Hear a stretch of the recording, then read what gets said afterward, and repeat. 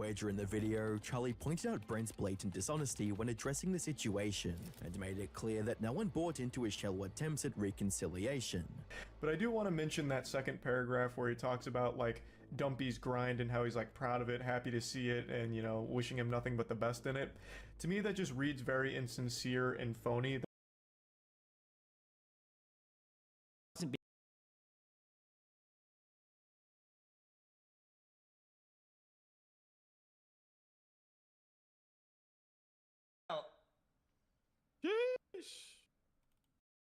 Wort selber.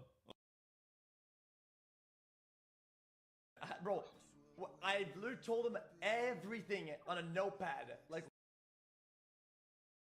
That seems like very corporate PR speak, because his whole grind and everything you had a huge issue with because it was at your expense. So why are you gonna pretend like you actually really appreciate it and admire it?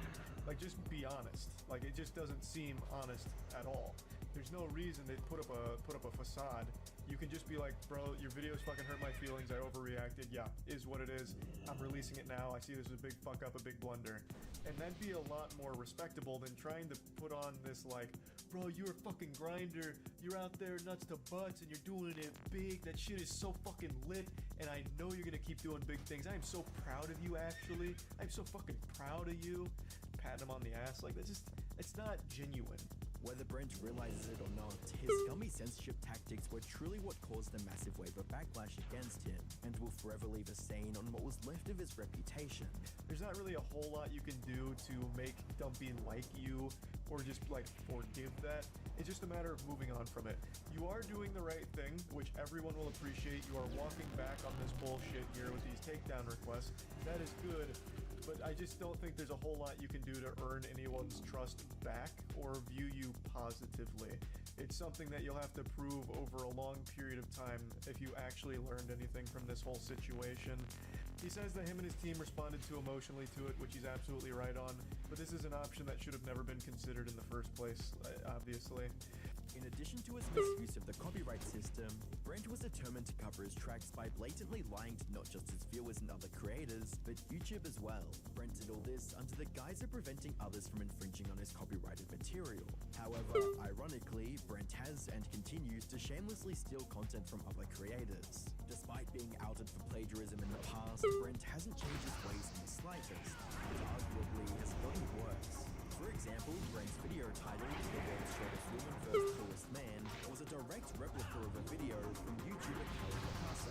The first thing you'll notice about Brent's version is the fact that the thumbnail is eerily similar to Kelly's. However, the similarities don't stop there, as Brent literally borrows Kelly's entire script. You see, the only offense in Kelly's video goes from meeting Jodie and giving her some oversized merch. well, maybe it's too big. Uh-oh. Too big. That's funny. Or the hoodie, too. And asking her some spicy questions. Who is your celebrity crush? To taking her shopping. Find a nice outfit. And finally, going to an amusement park together. Constructing the amusement park as we come in. This is sick and really sketch. The timeline in Brent's version is exactly the same, beat for beat. Giving her merch. Okay, so we actually have a gift for you. So this is relatable merch? That might be too big. You think it'll fit? Good thing you got a smaller size. And asking her some spicy questions. Your celebrity crush? No, me? Me? Shopping. That's pretty Oh, big. yeah. Anything you want, it's on Brent's credit card. The cheese puffs? Yeah, yeah, yeah. And finally, amusement park. Are you gonna float away? Brent's tendency to steal ideas isn't limited to his long-form content, as his short-form content is ripped straight from smaller creators. I've got a notebook and I'm gonna go to a fancy restaurant and act like a food critic. Let's see if they treat me differently. After getting seated, I quickly whipped out the notebook for the waiter to see. Right away, I was receiving looks left and right. It was the first few items. And after taking some pictures and giving it a few minutes, I whipped out the notebook.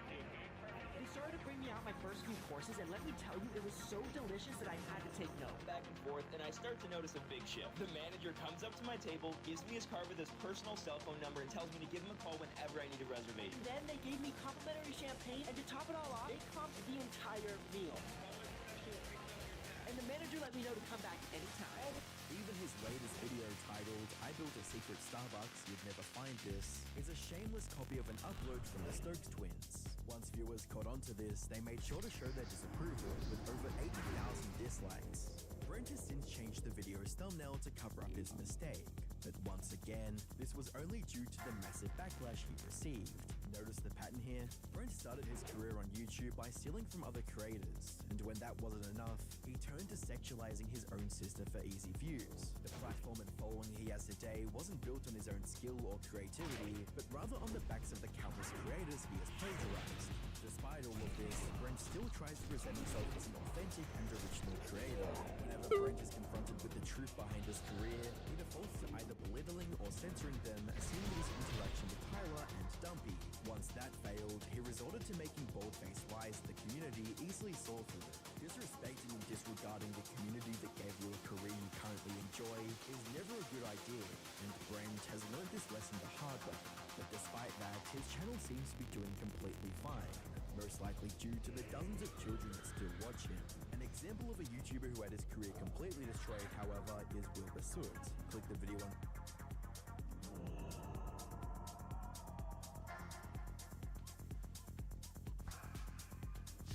How long ago did we know that he was fighting with? 4 years.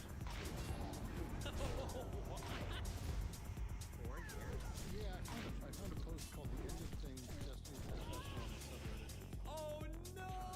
They're talking about they found the Destiny the game post.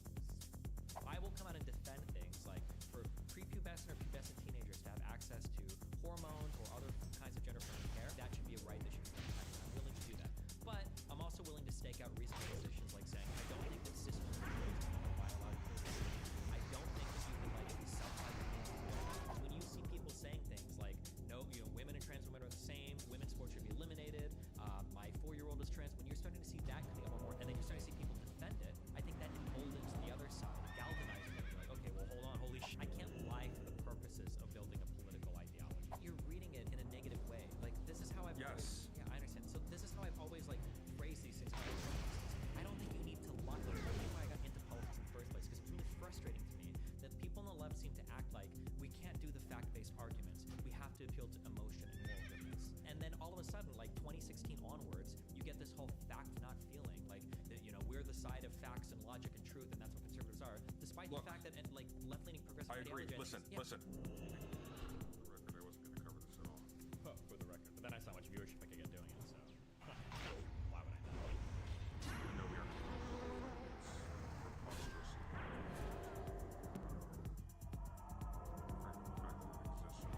I heard Joe wanted to talk to you. Oh, Joe who? Oh.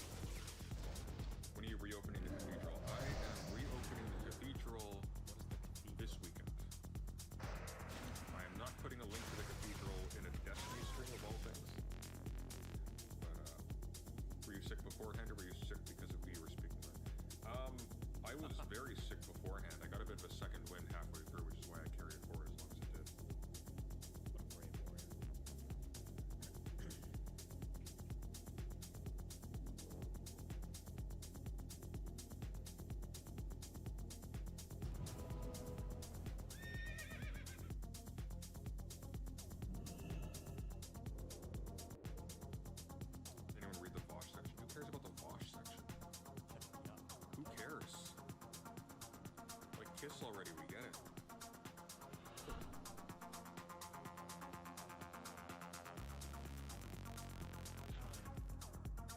I'm on YouTube Premium. I have no power here.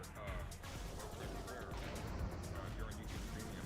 In my analytics, I actually have a separate bar that tells me exactly how much I get for every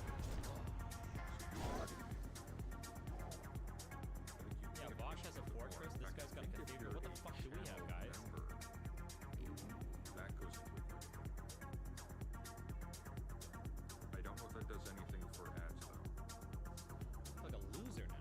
Fuck. Oh, cool. And Brooks is ready to roll. So, True, we're the Dally Band. We have caves. hold on to your butts. Based. Hello, hello. Why, hello, my friend. How are you?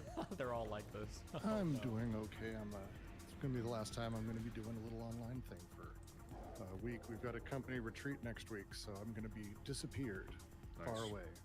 What kind of retreat were you doing? Well, company was founded during COVID, so we've actually never met each other. So Oh, I we're see. just getting together to work. So this could be horrible. It's going to be great. The fun part about people I brought together is they're all people who I've worked with at one point or another. So the only downside would be if it turns out they don't get along. But since I've worked with all of them myself, I'm fairly confident it'll be a great time in person. Fair enough. And we've been building for about a year now, so everyone kind of knows each other already. Okay. I have somebody in the. You remember Sirius? He's the kid who's in prison at his college. He wants to come on to talk about the philosophy and trans stuff at some point. If you have no objections, I don't think he'll be on for very long. No, I'd love anyone to come on and talk about any of this. I find it. This has actually turned out to be just more sad than anything as I've read. I read like a tiny bit of it. In particular, I looked at like the metaphysics section, which was embarrassing. But like the whole thing is just this is a man who has just been. He's had a notebook that you can't see under his desk, and every time someone has slighted him, he has made a journal entry about it. And now he's written a novel. And this is what this man has done with his time when he hasn't been streaming for months and months and months and months and months. It's incredible. It's like a dissertation. Like it's I've never seen anything like it. Interesting. That's one take. Well, once upon a time, Nixon was rumored to have a enemies list, and people laughed about it because it was kind of this really cute idea that like made him a caricature. Like, obviously, no one really does that. That's something a Bond villain would do.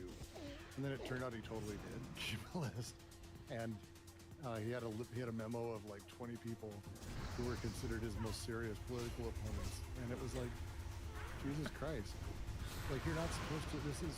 This is satire level stuff, and it's just sad. I feel weird when I make a 20-minute video. Just sad. Yeah, I feel weird when I make a 20-minute video responding to another streamer. Like that feels weird. Like what am I doing? This is like a marketable book. People have even been saying like he could actually like make bank just putting this on Amazon and getting it, independently published because it's like 130 pages. Damn. Or something, isn't it? It's insane. Here, I'm gonna pull in Sirius.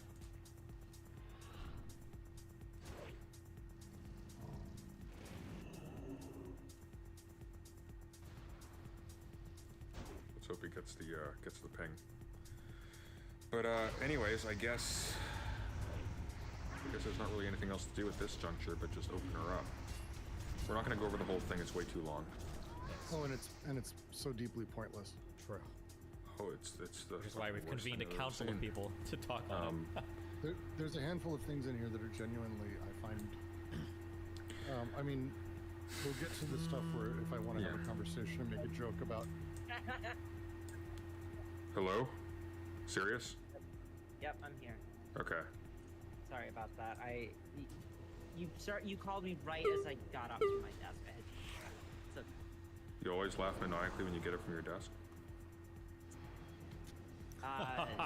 Clever one. Tip.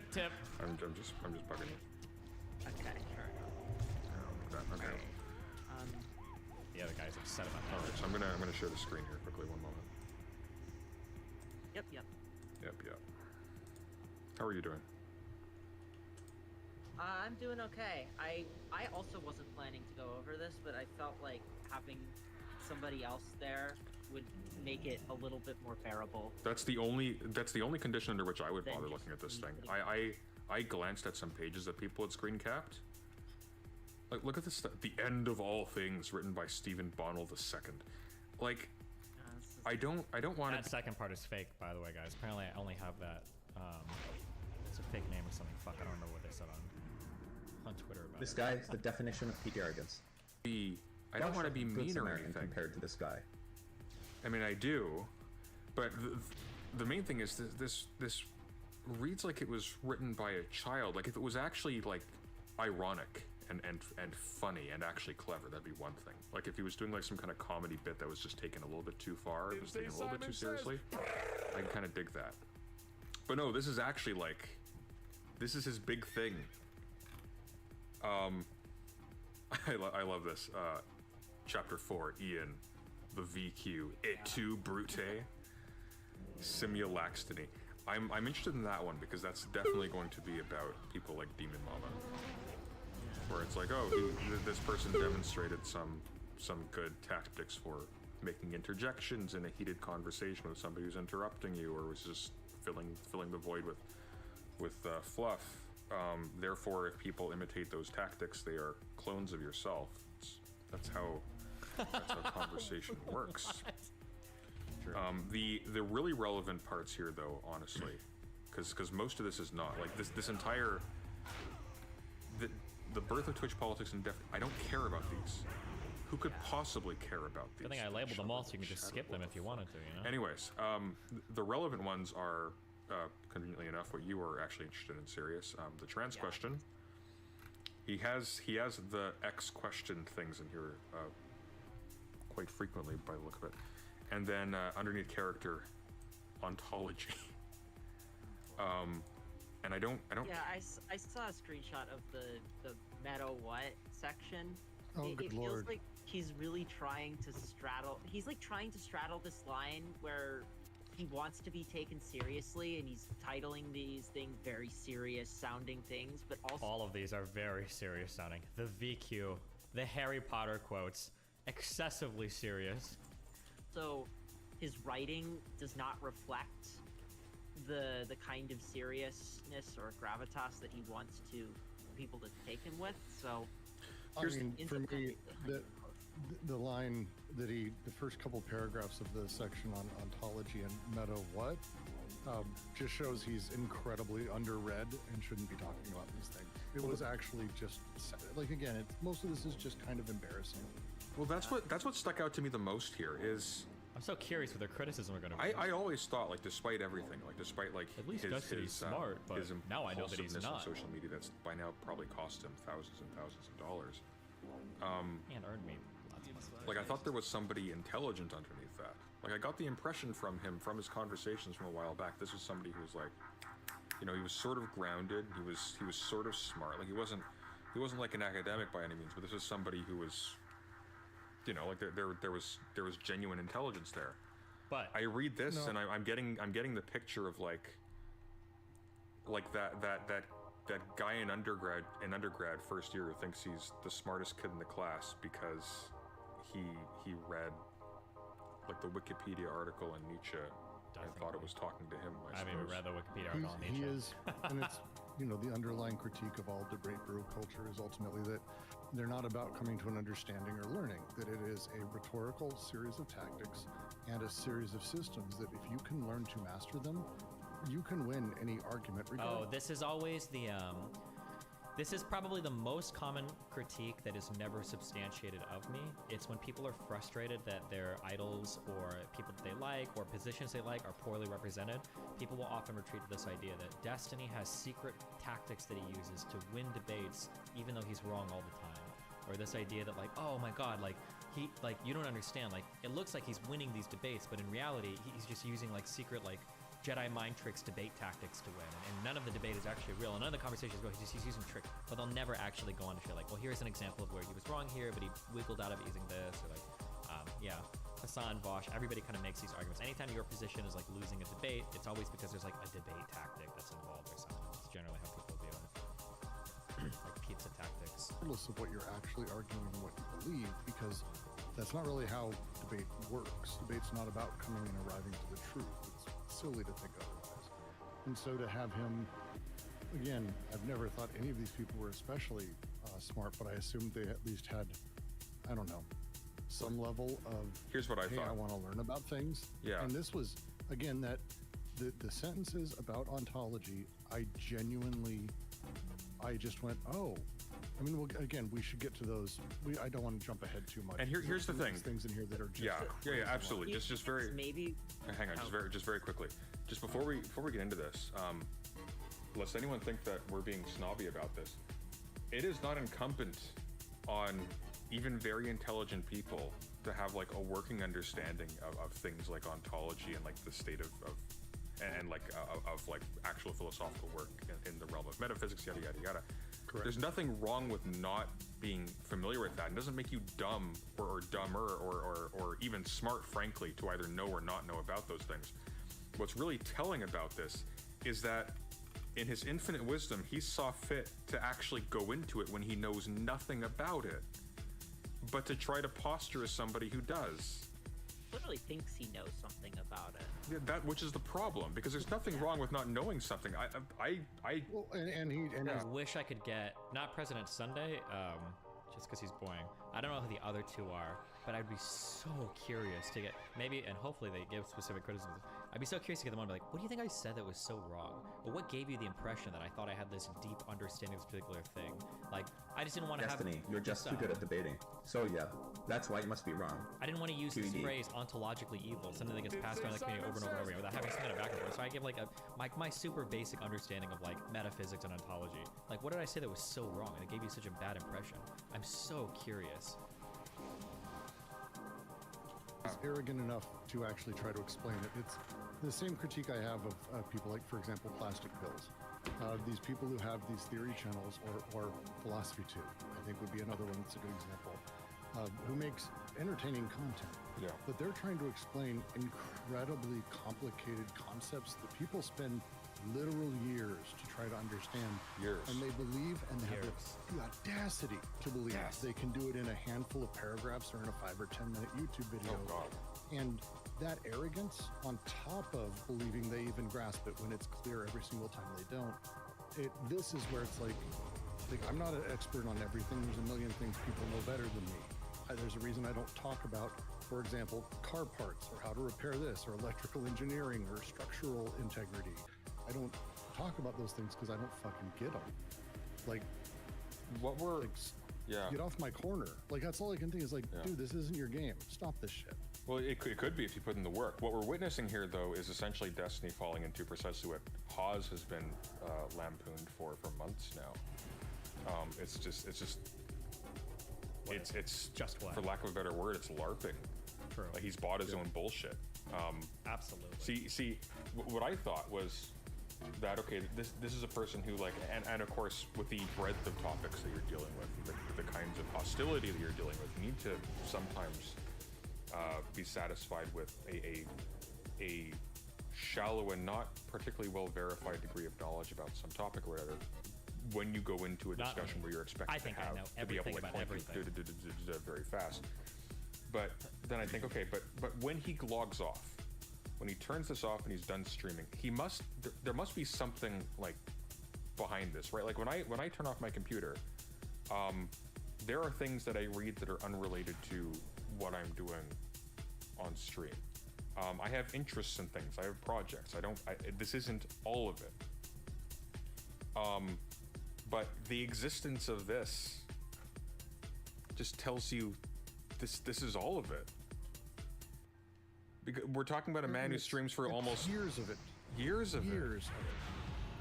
I'm pretty sure this whole doc and all the examples, don't most of the examples of this come from like a 6 to 18 month period? Like, I think there are a few that are kind of back, actually it might even be just within like a year period. I don't think at most of these examples, well, there's a couple of really early Irish Lighty clips, but it's not like this is like 10 years of streaming history in this one doc. Like, and how long ago did we know that he was writing this? 4 years. What? 4 years? Yeah, I found a post called "The End of Things: Destiny's Manifesto" on his subreddit. Oh no! They're talking about. No! Do you guys know what they're talking about?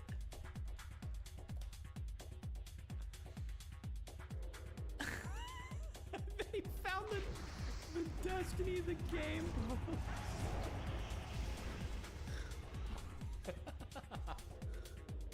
Oh no. It's so funny that these guys don't know that they are only pretending to be smart and clever.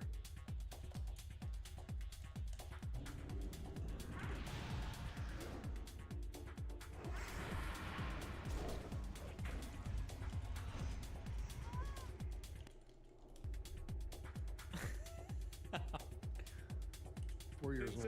I was trying to find the actual text, and I ended up going to a subreddit, and I found a post 4 years old where he talked.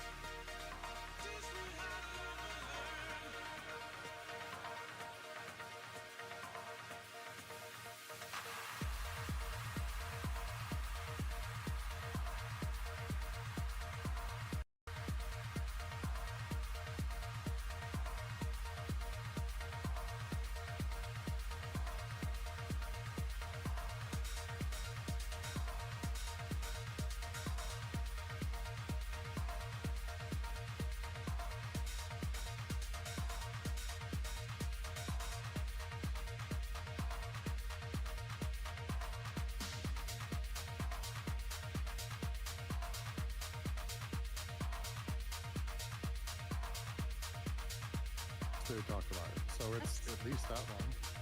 Interesting. That's like clearly it must have changed over that time, right? Because that was back when him and Bosch hadn't Somebody's got to correct gone this, at it, right? gone at each other's throats yet, right? So I feel like maybe he's added and expanded the scope of this, but Well, he must have expanded the scope because apparently it was called The End of Things, and now it's The End of All Things, which is one of the best tracks from the Lord of the Rings: Return of the King. But They must correct this, right? Are they going into this thing? This has been a here's what we're gonna 4-year do. project? Okay. Seems too long to go through. Nope, And, we're just gonna leave it at that. Okay. I want to deal with the trans question last because that's going to make us mad.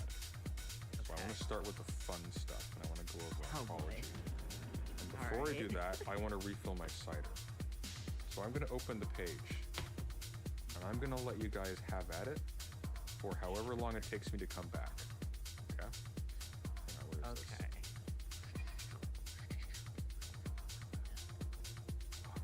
These aren't links here. Okay, here's the trans question, and then this is above. No, it's below that. Okay. So we want to go. I hope I'm up to snuff on this because like I'm a lot more in the God. Never mind. Don't worry about it. All right. We're not worried about it. Don't worry, kids. Okay, I'm gonna be. You can see this here. I think Okay, I'll so let Brooks take the lead on this because metaphysics is a little bit of a weak spot for me. But I'm a political scientist. Okay, it's fine. None of us here are technically like credentialed. Maybe Brooks is. I don't know, but credentialed experts in any of these. Oh, they're already hedging their bets. That's smart. Okay, that's good. I don't think that you have any insight whatsoever into your capacity for good until you have some well-developed insight into your capacity for evil. We're talking about ontology. And his choice of quote is Jordan Peterson. Okay, fair enough. Like internet themed. Like I kind of get that. I'm gonna scroll down, and I'll be right back. Okay. You have a paragraph. All right. Enjoy. All right. Oh, here. Let me very quickly. The bottom here is. No, it's not. That's good. All right. Have at it. You're back. Should I read it out loud or do we just want to read it in our heads? Well, I'll give it a read. Okay. I read philosophy fucking 7-10 hours a week for people. Why don't I just read Destiny's philosophy for everyone? All right, let's hear it. Let's hear it. Meta what? Metaphysics is a branch of philosophy that tries to study all the things that are, like space and time, universal substance, causation, etc., etc. Well, people debate what metaphysics even means, or if metaphysics is even something to be solved. We're not addressing any of those issues here, though. It's simple enough to say that metaphysics is the study of things, and ontology more specifically refers to how things are as they exist. If this doesn't make much sense, that's fine, because metaphysics and ontology are both dumb. And if you ask true philosophers to define what these encompass, you'll probably get 15 different answers. Absolutely For true. the purposes of this document, ontological just means a sort of classification of something. So when one says ontological evil, you're saying that the very nature of a thing makes it evil, implying that there are no other actions or qualities that would allow it to escape such a qualification. For example, classification, apologies. For example, a combustion engine car might be a category of ontology in which a thing has 4 wheels and an engine. The combustion engine car might be blue or red, it may have nice seats or no seats, it might be a convertible or a hardtop, it might move fast or slow, and it might be loud or quiet, but it is always going to be a vehicle with 4 wheels and a combustion engine. Can I just comment on how much I hate his writing style? It's so grating and what's the word I'm looking for? It's arrogant. That's what I'll actually I'll stand up here. I actually think I write pretty well. I think my writing is really accessible. Not to jerk myself off, but in terms of like all the kinds of, I think I can actually write things in a pretty understandable way. I think my writing is like pretty easy to read.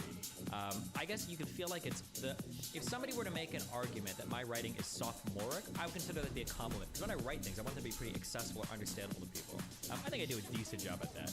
It's casual enough that it should be understandable, but like I think it's precise enough that you understand kind of what I'm getting at. This thing of like it's amateurish. Like, did I not use enough Bosch words for you? I don't know. I think that's kind of. I think it's sophomore. 100% this isn't writing. Just so you know, 100% this isn't writing. This was dictated and typed, and then transcribed. What? Wait, what does he mean by that? No, I think you wrote this. No, not a chance. No one begins writing a sentence by saying, well, people debate what metaphysics means, because that's not how it works. We do that only when we're allowed to put intonation on the word, as I did when I read it aloud. Well, people debate. That's not a sentence people write. No one writes that. I went back and I reread the entire thing, and I changed up stuff based on my reading it. Like, of course I did. What do you mean? This was a document that was meant to be read, not just. Or I'm sorry, this is a document that was meant to be listened to, not just read. Like. He talks like that, though, right? Like you go. Correct. That's my point. Okay, so one, I guess I did this through dictation, and then two, this was 4 years in the making. So these are the first two facts. Interesting. Okay, what else we got? That's literally my point. Okay, but what I mean though is he may write the way he talks. Yes. No, I talk like this. No one writes that word because that sentence doesn't work. It doesn't have a flow, even for a person who's writing it and typing it out. All right. Because if you read it without any... I'm pretty sure where would the part be in my manifesto where I read this? Well, people debate about what metaphysics even means. Or if metaphysics even sounds cool. Yeah, of course I would write in anticipation of speaking this. Intonation, it is metaphysics is a branch of philosophy that tries to study all of the things that are, like space and time, universal substance, causation, etc., etc. Well, people debate what metaphysics even means. There's no... that's not how it works. Okay. Wait, hold on. Okay, I'm so curious. This is starting to sound like Common Core math arguments. Does this guy, when he reads, does this guy read in his brain, like, monotonously? Does he actually read that way? Because I don't read that way. Usually when I'm reading things, there's like an intonation or there's a sentence structure that I'm trying to figure out, like, as I'm going through a sentence. I'm not just reading off like one word, then the next word, then the next word, then the next word, then the next word. Does anybody read like that?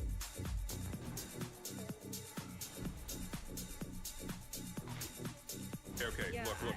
Let the record show. I tried, okay? I tried to defend your destiny. The philosophy I don't blame him. I do this too. Like, again, I recognize it because I see how the writing works. I do this too. I use Otter AI. Often I'll say... Okay, hold on. I will actually call him out here. You cannot do dictation and have the dictation show up organically in writing. You'd have to clean up a fuck ton of the punctuation, I would imagine. And there are going to be a lot of extra words that you say while speaking that don't really make as much sense while writing. Things like likes and ums and stuff. I don't think I would ever attempt to write out, and especially because I'm not writing that much. Like, for as much as people say this is an 80, 90, 100-page document, this is like 1.5 spacing on a pretty big font. Like, this isn't... The writing here didn't take me months, right? The writing here probably took me a few days. What took me a long time was the research and the clips and the compiling and the watching the videos and figuring the content, the organization. That's what took most of the time. To write out a paragraph like this probably takes me 2 minutes, tops, if that, maybe a minute and a half. Why the fuck would I feel the need to dictate that? Like, oh god, it's a paragraph with 4 sentences. Time to turn on my auto dictation? What do you mean? You would type out a paragraph. It takes you a minute to do this. What? Something out loud in order to make sure I'm able to get the thoughts down. But well, here's a you just have sophomoric dictation. True. Related but different possibility. Suppose that he at some point in his streaming career gave this description somewhere, and then he just copy and pasted it out of the transcripts. I can see that. Do you think I would be able to speak this entire paragraph into existence? I'm flattered if you think I'm that eloquently spoken in real life that I could just speak this manifesto into a fucking dictation software and it would just come out like that. I'm actually flattered. Thank you for thinking that of me. Very high thoughts. That's possible. I was originally with Sunday, but I think that, like, the very first sentence makes the most... Oh no, not good. We've already got a little bit of disagreement. Trouble in paradise. But I see now, I can understand now why this philosophy guy is going to have so much problems with, assuming he actually studies philosophy, my thing, if he's going to be this pedantic, I'm sure that you could probably get like more precise definitions of what ontology means, or maybe argue that like technically ontology is a way of classifying. Well, no, because you can't ontologically classify things. I don't know how picky he's going to get. I guess we'll find out, but geez. Sense if it was dictated and not written out. I don't, especially with like, also with the etc. etc. Nobody writes etc. etc. They just put etc. once and then they're done with it. So the reason why I'm convinced this was actually typed is I why don't fixate on this for too long. But the reason why I'm convinced this was actually typed is because we're not talking about you or me. We're talking about a man who has streamed for 5 hours a day for the last 4 years. 5 hours? Damn, come on. But this person may legitimately be most acquainted with writing. That is the result of text to speech, right? Or I guess it's speech to text. Unless that's the name of the process and not. Yeah, it's speech to text. It's transcription. Yeah. There's also the. But like if you become, sorry to interrupt you. If that's what the kind of thing that you're spending most of your time on is just like reading online documents, a massive part of which will be that. I mean, maybe you actually internalize those patterns, and that's literally how you start to write. Possible. Irrespective of any of that, it's obnoxious to read. That's all I'm trying to get across. 10 years? He's been streaming for 12 years. Yeah, long time. Another thing is that apparently he's a very fast typer, so he might have just typed this all out on his own, because that would have been faster than dictating it out. Have you heard him talk? No. Okay, so moving on Jesus. from this riveting topic. Okay, about this. starting off on a high note. The Okay. sentences themselves, just really quick, because like the things he's saying here are wrong. Like it's just wrong. Yes. And I do I have to go over why? Like, Yeah. Is it even worth it? Because it's like. Well, I'll tell you what. Sirius, you said you're a little bit rusty. Can you tell us what's wrong with his characterization? Yeah. Oh my Get god. logical here. No, God. Okay, what am I looking at here? We're not.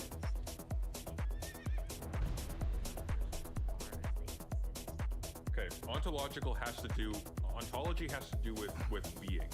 So Yes. existence as opposed to non-existence, whatever the hell these things mean. Wait, existence is what are you talking about?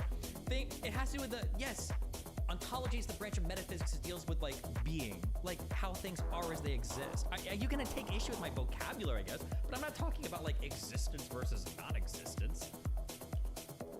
And I'm not an expert on this at all, but I know, for example, that one of the problems with this is, of course, like sort of obviously, that even in discussing necessarily attributing qualities to something or making it definite, you're using things that are in some sense predicated on being whatever the fuck that is in order to describe. Whatever the fuck that is, that's what ontology is. Yes, that's what ontology means. Whatever the fuck, what does it mean? What is the nature of something? That is ontology, no? What is the nature of a thing? What does it mean for that thing to be? People do weird things like Heidegger crossing out being as he writes it. Okay, hold on. No offense, okay? And I'm gonna make an assumption here. I could be wrong, but why would you quote Heidegger to critique me when you don't even know what ontology is? That sounds like you've never read Heidegger. It sounds like you've probably never read any of these texts in your life. So why are you pretending to quote them at me when you don't even know what ontology is? That seems a little bit like, come on. Like, I agreed with what President Sonny said at the beginning of this video, something I say a lot. Like, it's okay to not know something, just don't pretend you know it. I don't pretend to have a deep, riveting understanding of, like, metaphysics or ontology. That's why I say in the beginning, there's like 15 definitions of what it is. I don't even know, but like, here's like the basic purpose of what I'm trying to explain. Because I'm not gonna use the word ontologically evil 50 times in a document without explaining, like, at the very least, like, well, what does ontology even mean? Or at least what is my understanding of it? But we'll get there. With stuff. It does not mean, while it does involve categories, it does not mean just a classification of something. Now, he says for the purposes of this document, ontological just means a sort of classification of something. So when one says ontologically evil, you're saying that the very nature of a thing makes it evil, except this doesn't follow.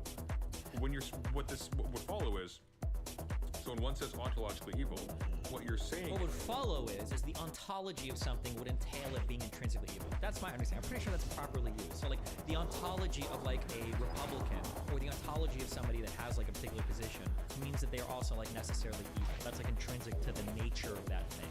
So like the ontology of like a conservative or an anti-trans person, right? Like we can speak about like even like moral colors and like whether or not they're good or bad. My understanding for how that can be used is that some quality of the thing slots it into the category ontological somehow. Well, I guess it's just if ontology just means a classification. So is your contention that he's getting it like the wrong way around? No. I'm saying let's throw away the word. Let's stop focusing on the meaning of the word because he specifies a pragmatic meaning for the purposes of this document. For the purpose of this document, ontological just means a sort of classification of something. That's obviously wrong, because ontological does not mean a sort of classification of something. It refers to that which pertains to existence and being. Yeah. Specifically, just to mention, ontology as a thing was created because the core concept of metaphysics wasn't able to also encompass the nature of being as, over time, these sort of branches of philosophy began to develop. Yeah. But it doesn't even logically follow from that. So when one says ontologically evil, you're saying that the very nature of a thing makes it evil. But this is additional content. When you're saying ontologically evil, all you're saying is that by implication, because he says ontological just means a sort of classification, not ontologically. But I would infer that what this should mean, according to this usage, is that ontologically evil means that this is a classification of thing as evil. Simple as that. It's not evil embellished, it's just evil. That's the classification. So that's what ontologically means so what do we even classificationally speaking, if that's a word, this is evil. What are we disagreeing on? Yes, okay. Oh, right, okay. Yeah, wait, that's the point I'm trying to get across, so you understand. The being of it, it has to do with how we're classifying it. Because we could set up any number of classifications for what we consider evil, yes? Of course. And then we could slot different things into it, but that wouldn't make it like ontologically evil in the stronger sense. No, but even in Destiny's sense though, this doesn't follow. Like he's adding additional content to this. It's just as someone in your chat says, what he's doing, and it's why I hate so many of these things when they're discussed, is he's doing what Twitter people do. He's utilizing the colloquial version of this as espoused on Twitter in order to make a larger point. But immediately, it's just a very dismissive and odd paragraph to go through and do that when you could just flat out say, hey, colloquially, here's what it means. And then at that point, exactly. Cool. Exactly. Cool. So yeah, we'll go with that. Yeah. So what he should do. If their feedback wasn't dripping with vitriol, because obviously they're all like huge anti-Destiny dick writers, what you really could say. So let's rephrase the criticism as I thought. Okay. There is value in the branch of metaphysics. There is value in studying ontology. These terms are not well understood. Colloquially, they're probably used incorrectly. I wish that Destiny would have just said, "Here's a colloquial version of ontology," left the rest alone, and then like move further in this document. And everybody probably okay.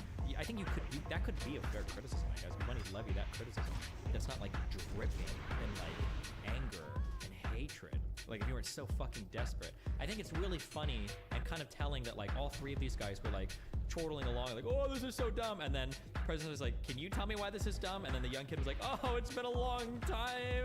I don't know. And they're like going back and forth. It's like, okay, so it sounds like, and then also the thing that kind of irritates me the most is it sounds like the writing was concise enough and the definitions were clear enough that they actually all understand exactly what I'm saying.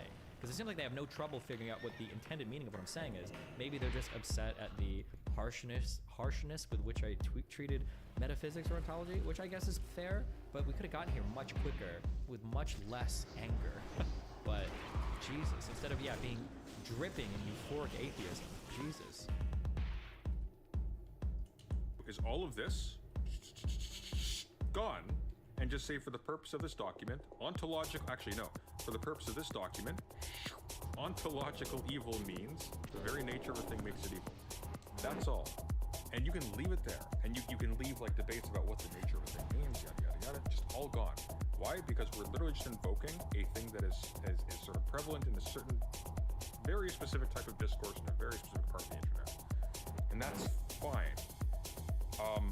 What's really interesting about this, and I put a bunch of asterisks next to the word interesting, is that because of all this stuff here, he legitimately thinks that when people talk about things as ontologically evil in the sense of Twitter, that is in some sense actually touching on what philosophers are talking about when they use terms like ontology.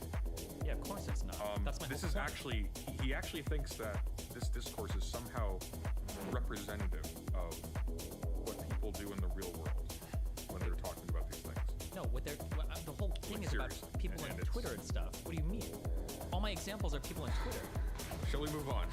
Wait, hold on. Does he think I'm giving examples of like this is how philosophers inappropriately use ontology to call people evil? No, every example they've given in this entire document is written relating to discourse that I personally been involved in. What an interesting. Yes. Thank you for picking up my slack. You're welcome. On the construction of evil. Who wants to read? Shall I? Oh, please. Alright, you can read. Oh, you wanted to read this one? Oh, I was going to, so. All right, take it away. I mean, the eagerness with which you're doing my work for me, for which only I am being monetarily compensated. Go ahead. So, perhaps the largest problem plaguing both online and real-life politics today is our inability to separate people from their ideas. It seems to be sufficient to identify only one or two bad ideas or statements from a person to classify the entire person as being quote-unquote ontologically evil. Imagine referring to women as madam and then saying this reads as arrogant. You absolutely nailed it, President Virginity. Whatever manner one deems appropriate. We can see that this treatment of an individual is troublesome for several reasons, but it becomes increasingly problematic when we use these types of classifications across an entire society. Before we dive into specific examples of that, let's build on out two more concepts to illustrate how damaging these categories can be to political and social discourse. Many people over the past several decades have taken to replacing the definition of the word racism with that of the term systemic racism. Systemic racism is the notion that in order to exercise racism, a person must belong to one class on the top of some hierarchy with the ability to exercise some structural oppressive power over another person belonging to a lower class in said hierarchy. You wanted to interject something? Hang on. Wait. I can't seriously disagree with this.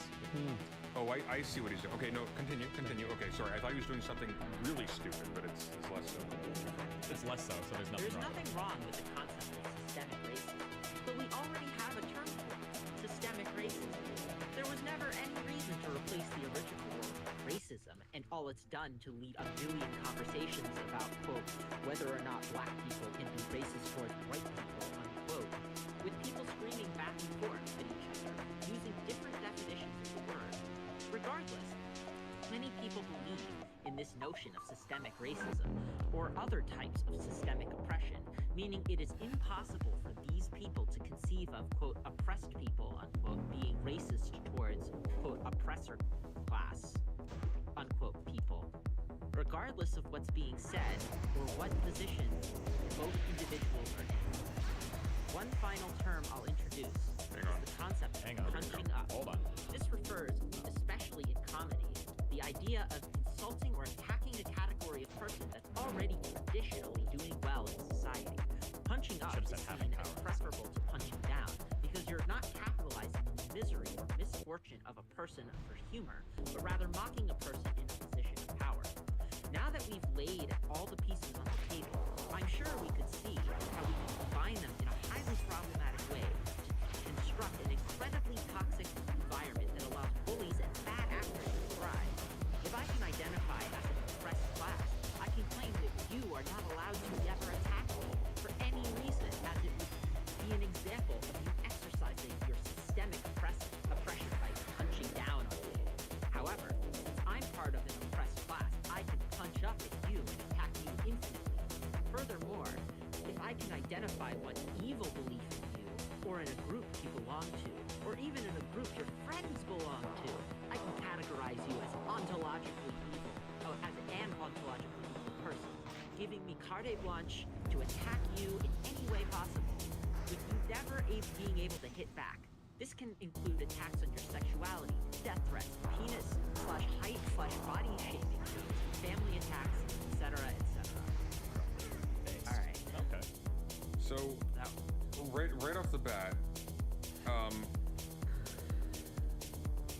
there's no problem with this. Come on. The ontology section, if this was going to be the follow-up. Because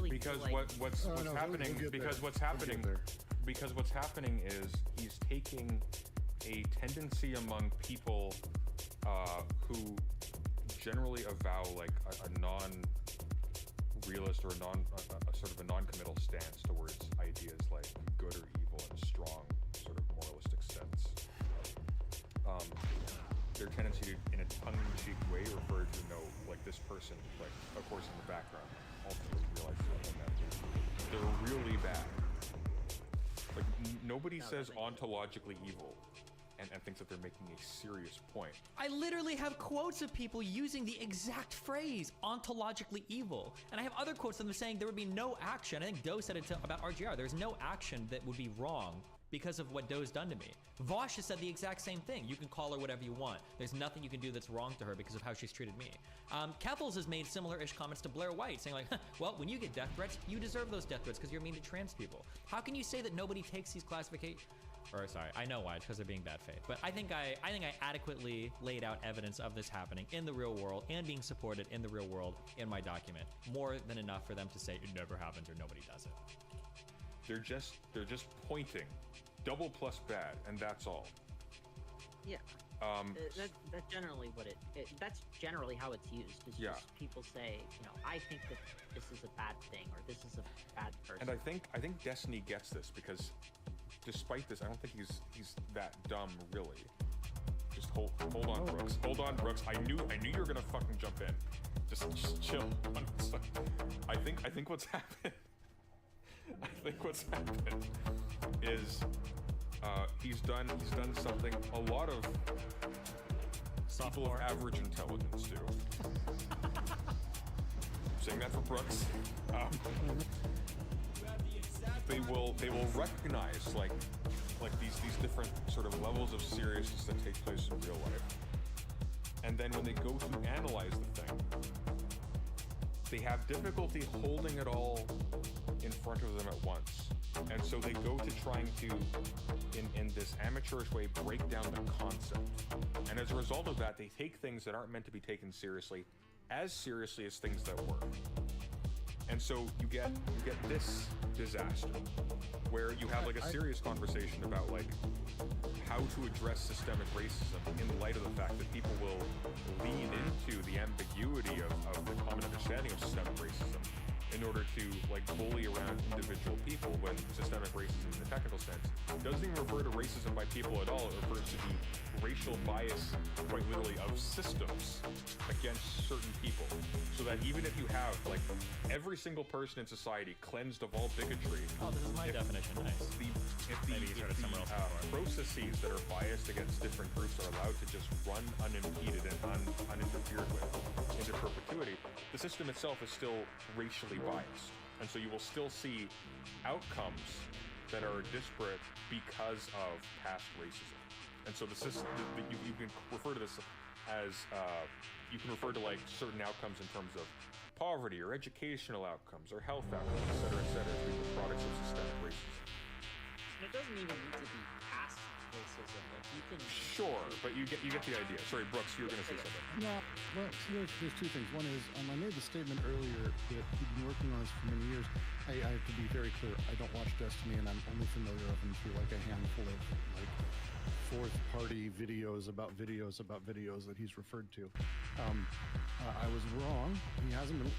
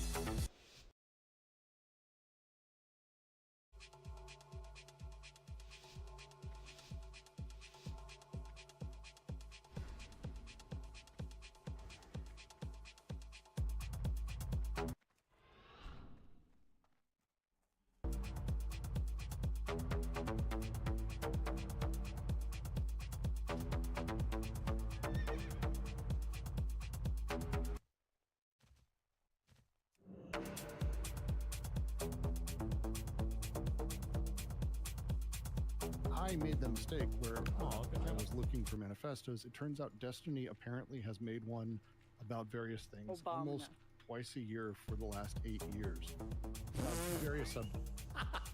Okay, at some point, maybe it's good to just shut the fuck up and admit that, like, you have no. It's so ironic because now they're committing the same thing that they accused me of. They still haven't substantiated me of, like, totally talking my ass. Like, maybe it's time to just be like, okay, hold on. I don't actually know anything about this dude. Whatever, you know, you guys in chat can do your own research. But, like, how did he get worse? So what, I've done, what, like 25 manifestos at this point? So he writes manifestos that are almost identical to this one. I've been reading a couple, just going through, and it's basically a series of things happens that involves him, and so he records everything about it, and then basically creates, sort of poisons the well with an upfront conversation, sets things in a very particular motion, goes through his reasoning and the list of things that his community helps put together, through a lot of links and a lot of specifics, and then ends with a statement, blah, blah, blah, blah, blah. But there's a lot of manifestos, so it was not this one that I found him talking about years ago, or that his community was asking about. It was another one, and there's a lot of others. So, but more, the reason I mention this is because when we talk about his reasoning in here and how he's talking about it, this is why debate bros make shitty writers, because this is what a debate person would do. This is an opening argument. This is how he talks. This is how Vosh does this too. Sunday, you've done the same thing. Like, a very good debater opens up with basically doing their best to poison the well and create their argument up front. First of all, if you're looking at this as anything, you would look at this writing as a persuasive essay. So of course I'm creating my argument up front. I'm gonna open with some type of thesis statement that I hope to prove to you. Then I'm gonna define terms. Then I'm gonna construct, not patterns, I'm gonna construct systems. I'm gonna show you how people operate in these systems to substantiate my argument. And then I'm gonna leave it and follow with a conclusion. Yeah, this is a persuasive essay. This is essentially all I'm doing. I don't think there's anything wrong or crazy or unbelievable about that. Like, I think it's pretty standard behavior for somebody who's trying to, like, convince you of something to write in this manner. Wow, he's opening up with a claim, and then he's trying to provide all sorts of justification for said claim. You can't say that me defining terms is poisoning the well, right? Like, poisoning the well implies that I'm doing something bad faith, or maybe making bad personal attacks to avoid dealing with the substance of what I'm saying. But I think I provide enough examples in this. Like, I haven't even gotten to a part yet where you can say I'm poisoning the well. I don't think you have. I haven't even brought him into his name yet or mentioned anybody. I'm literally just defining terms and then laying out what I see as like a type of system or like a formula that I'm saying, basically, like an econ paper. Like, this is a formula that I've derived that I think I can use to predict, you know, some type of behavior. And then here's like the justification for it before I go ahead and like retrofit this on some data and see how, you know, how much I can jerk off with my power score. And this is what he's done. He's basically positioned ontological evil as a thing that is about a categorization of evil. Yes. It sounds like it has anything to do with the rest of the world and not just what a handful of shitheads say on Twitter. Maybe I say is literally about a handful of shitheads on Twitter. And he says here, oh, look at how we can create and construct evil.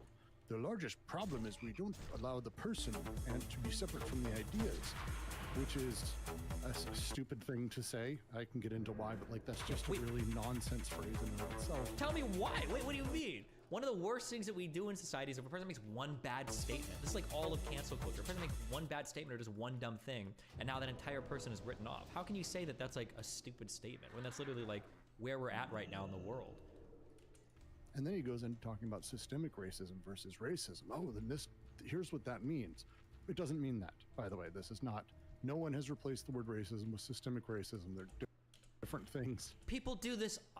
I guess I'm not gonna click any of my examples, but like, I think I literally linked 3 huge examples, all 10,000 or 100,000 like tweets. People do this all the time.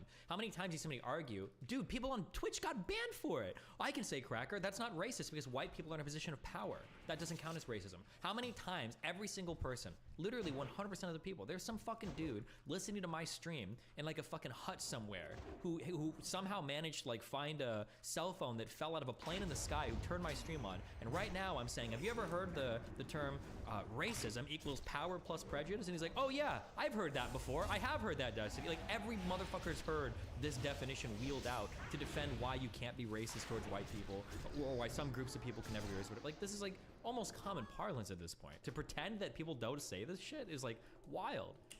Entirely. And the last thing he does is bring up punching up.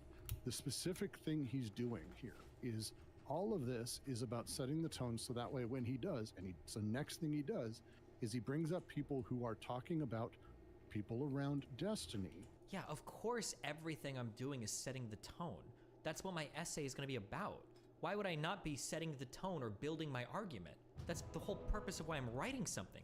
Do you think I'm just going to talk about random shit that has nothing to do with anything? Like what?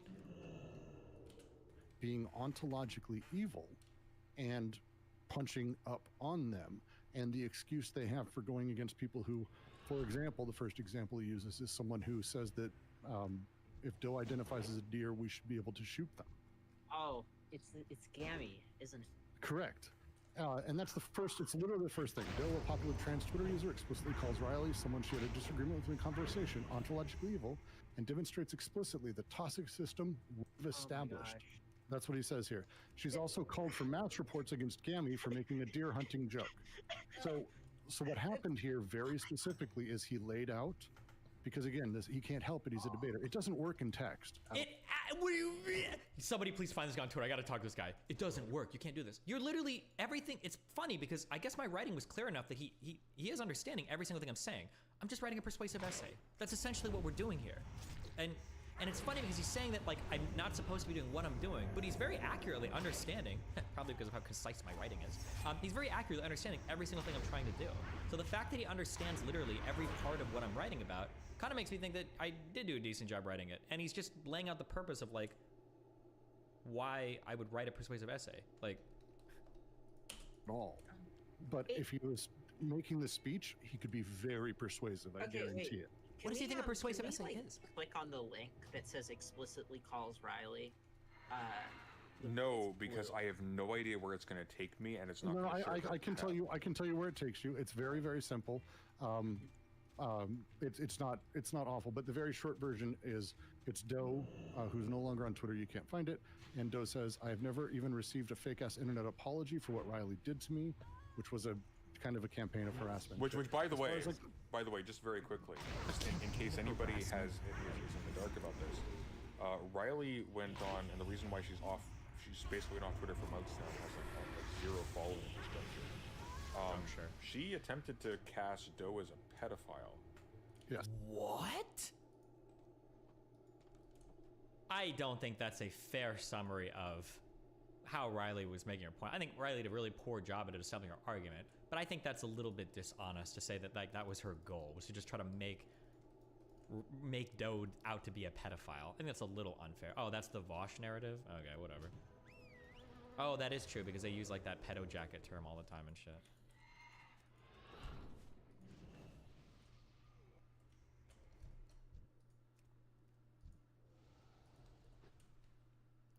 Twitter. Is that the Twitter? Is that the philosophy guy? Oh my god.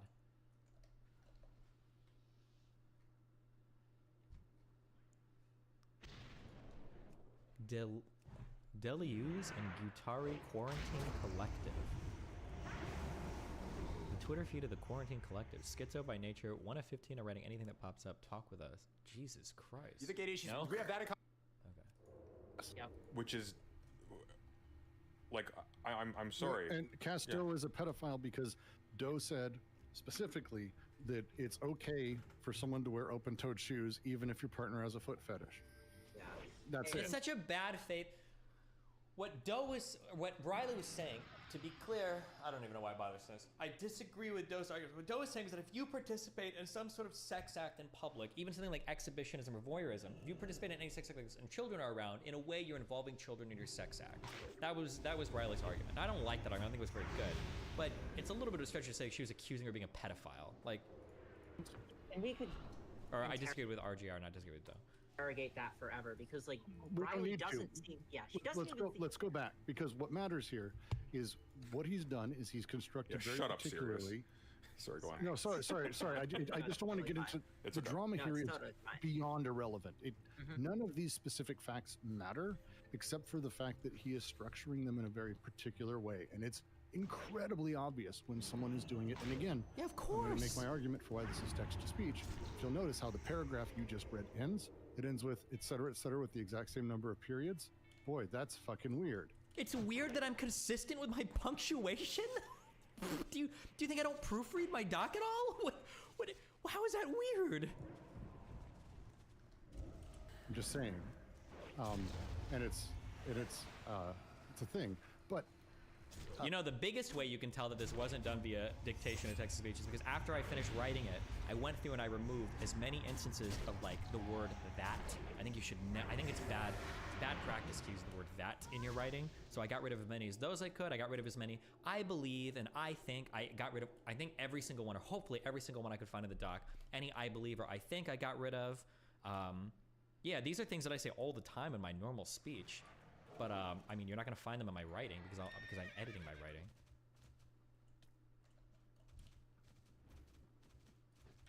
Why is that bad? I can't explain it, and I might even be wrong, but I feel like anytime I'm reading sentences and I've used that a lot, I feel like I could structure the sentence Keep in a hating better your life way, then, where working it class Andy. either reads easier, flows off the tongue easier, or it just sounds less repetitive. Like, I think in almost all times, like, I think that people are evil. You could just say, I think people are evil. Or if I was writing a persuasive essay, I would say people are evil.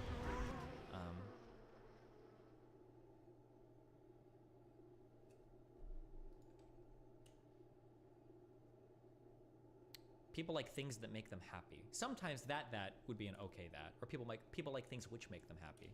Usually, that is just a really bad word. Like, it's just a dog shit word. Usually you can replace it with something better. Jesus Christ. Hello?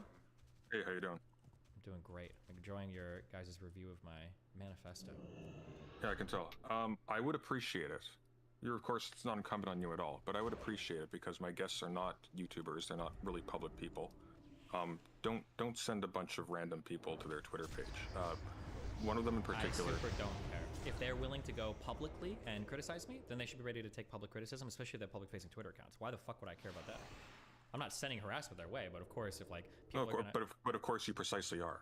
I don't care what you send my way, but I would appreciate it, given that these people are not engaged in this kind of business. Well, they like, are. That's not cool. They did engage. They could be college kids. They could be people with stuff going on. That's like, fine. come on, dude. That's okay. If they decide that they want to toss their hat in the ring, they can toss their hat in the ring. I'm not like directing harassment, but if I'm curious who they are, if I want to like find them to see if they want to chat or something, I'm not gonna avoid that. What do you mean? Well, who are you addressing when you say, hey, go find this guy for me? I want to talk to him. Like, who are you talking to? I'm asking my chat to see if they can find if he has a Twitter account or something. Who's your chat? Do you want every single one of their names?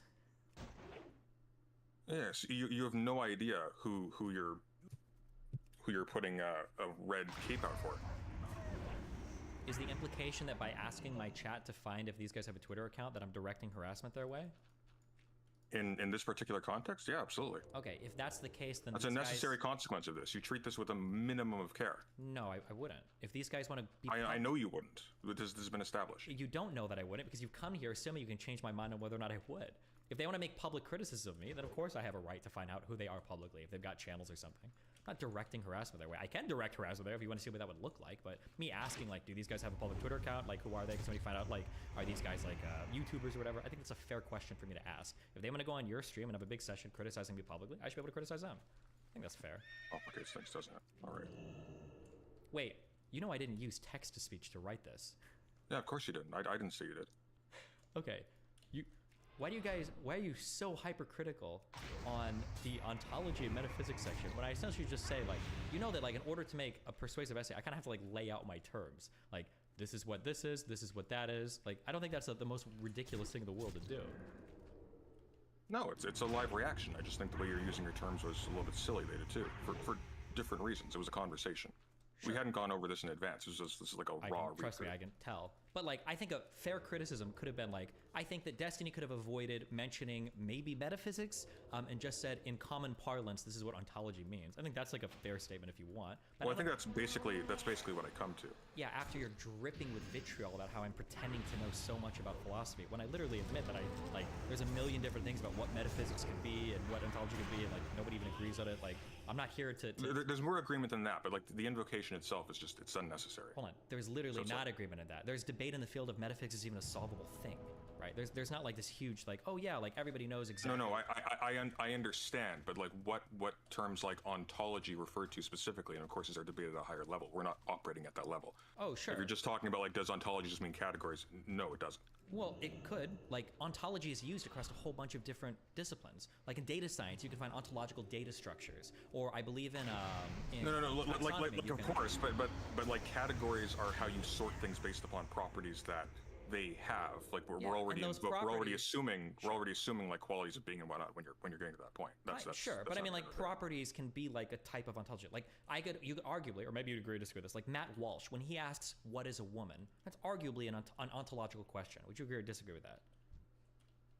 Like when Matt Walsh, when somebody's like, what is a woman, when they're trying to like do trans arguments, that's arguably a question of ontology, which can be a question of which includes things like classifications or properties that are intrinsic. It can be if you think that woman has like some essential property to it. So it's possible. Exactly, yeah, but I have to think about it more. That's true. Okay, but I agree with you that. So if something has like an essential property to it, that's a question of ontology. And when we talk about people that are ontologically evil, it seems like if I can identify you having a bad take or something, that it is an essential property of you that you must also be evil. That's all I'm arguing for this. I think that isn't even that controversial of a statement. No, but see what's going on there though, and you're not wrong, because people do this. I disagree with some of the takes by my guests that nobody does this. But what you're doing is you're moving from the sort of tongue-in-cheek statement, this person is ontologically evil, which is like, again, it's putting stress on the badness of the thing. It's not making a statement about suddenly evil actually exists in like a deep way. But you're kind of falling back on that. So that would be a question more of not like, what is the ontology of this person? That might be a question on like, what is the ontology of evil? But at that point, we've moved from metaphysics to metaethics. That's a fundamentally different type of conversation. We want to talk about the ontology of evil. I'm not here to discuss the ontology of evil, just that people are literally saying that like by intrinsic virtue, some people are evil. I'm not here to discuss what evil is. What I'm saying though is that they aren't saying that by some intrinsic virtue. It's just the language would lead to that kind of usage if you take it too seriously, which some people do and which you do here. Okay. But I think generally speaking, like when someone like Vosh, for example, refers to ontological evil, I don't think they're making that kind of move. Okay. They're not making a move I necessarily agree with, but they're not making that move. So I guess that might be that would be the subject of my persuasive essay here, is I do think they're doing that. And my examples are people saying things like, so Vosh has a quote that I have in here where he says, because of what Riley has said to me, you can call her any name you want.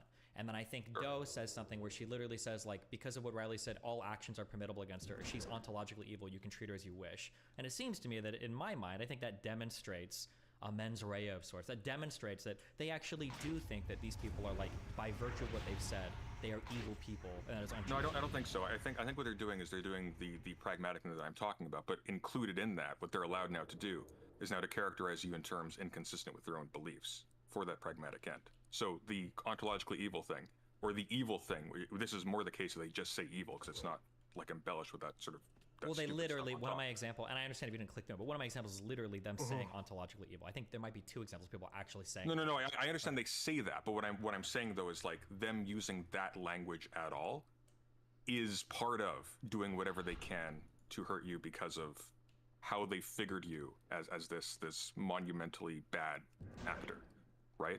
That's not a good faith statement at all. That's a deliberately bad faith statement meant to, like paint a target on your back. Okay, but you don't think they believe that statement?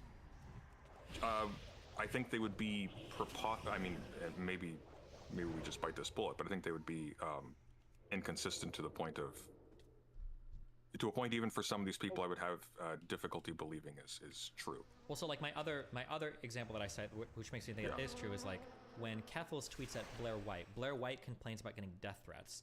Keffels seems to imply that the death threats that Blair White receives are righteous, whereas the death threats that Keffels receives are bad because she's. Yeah, but Keffels. Okay, but Keffels is an idiot. So here's what my take on that would be. It's not a question of whether or not any death threat is okay. Obviously they're not. It's a question of after the fact, how do you judge the different kinds of people, as if